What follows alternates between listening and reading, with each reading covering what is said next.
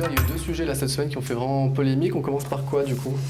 On commence par la première polémique de la semaine, Abrèche Frères. Je ne sais pas si vous connaissez le concept qui consiste en fait à reposter une vidéo TikTok en l'abrégeant du coup, en résumant la vidéo. Donc un utilisateur a fait polémique cette semaine sur TikTok parce que, d'ailleurs avant de vous expliquer, rentrer dans les détails, je vous laisse voir une vidéo explicative parce que c'est assez simple à comprendre, mais avec la vidéo ce sera un peu plus compréhensible, donc à tout de suite.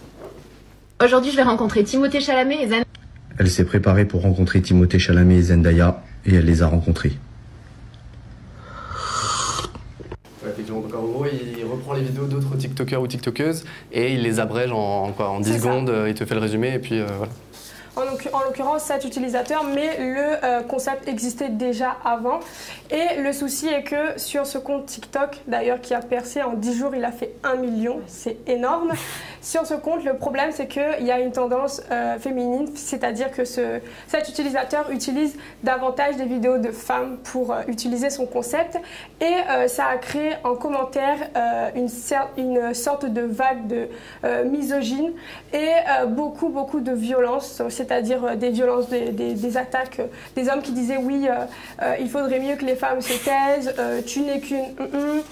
des menaces de mort aussi, donc ça va très loin. En 2024, voilà. C'est super. Je ne vais pas rentrer dans les détails en tout cas de ma pensée, mais sachez messieurs qu'il serait temps de revoir un peu vos priorités parce que là-dedans vous êtes clairement les victimes de vous laisser aussi autant influencer par une telle vidéo, enfin par des réseaux sociaux.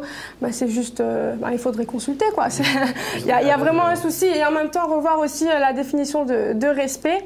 Avant de justement vous parler de la deuxième polémique, toujours réseaux sociaux, c'est fou, mais les réseaux maintenant se résument harcèlement, moquerie, et c'est tout, on se crée une certaine confiance virtuelle. Ça va dans tous les sens. Vous avez certainement vu récemment la nouvelle édition de Danse avec les stars est lancée, et ça a commencé assez difficilement pour un participant, donc Nico Capone, qui est un créateur de contenu très connu sur les réseaux sociaux et qui a commencé l'aventure avec une vague aussi de moqueries, donc concernant son physique, il a été cyberharcelé.